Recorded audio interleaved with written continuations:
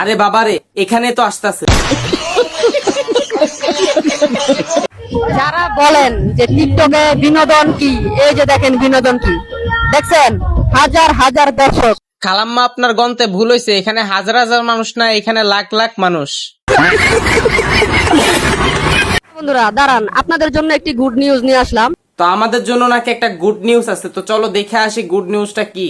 Good নিউজটা হইলো এই টঙ্গী নদী বন্দর ইকো পার্কে সামনের মাসের 7 তারিখ রোজ শুক্রবার আমাদের এই রিনা আপা আপনাদের জন্য একটি টিকটক মিলন মেলা মানে প্রোগ্রাম যেটা আমরাকে বলি। আপু, আমিও তো একটা সেলিব্রিটি, আমাকে কি ইনভাইট করা হবে?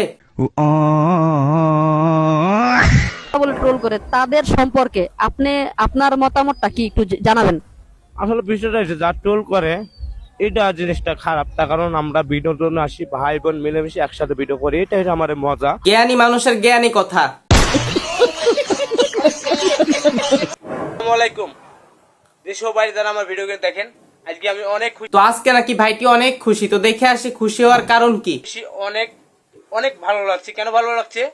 আমার কিছু কাছের বন্ধু বান্ধব আমাকে নিয়ে রোস্ট করছে। ও, ভাইয়ের খুশি হওয়ার কারণ হলো ভাইয়ের বন্ধু বান্ধব ভাইকে নিয়ে রোস্ট করছে, আর ভাইয়ে ফলাও দিয়ে সে রোস্ট খাইয়ে ফেলছে। ডিপ্রেশন। আসসালামু আলাইকুম গাইস, প্লিজ ভিডিওটা সিম করবেন না, ঠেলঠেলি করবেন না। ভয়েসটা আমাদের টিকটক কোম্পানির জন্য, তো কোম্পানিকে বলি যাই হোক আমাদের কথায় ভাষায় ভুল হতেই পারে। ভাই, টিকটক কোম্পানি আপনার বাংলা কথা পুরোটাই বুঝছে, তাই তারা বলছে কখনো রিপ্লাই দিব না।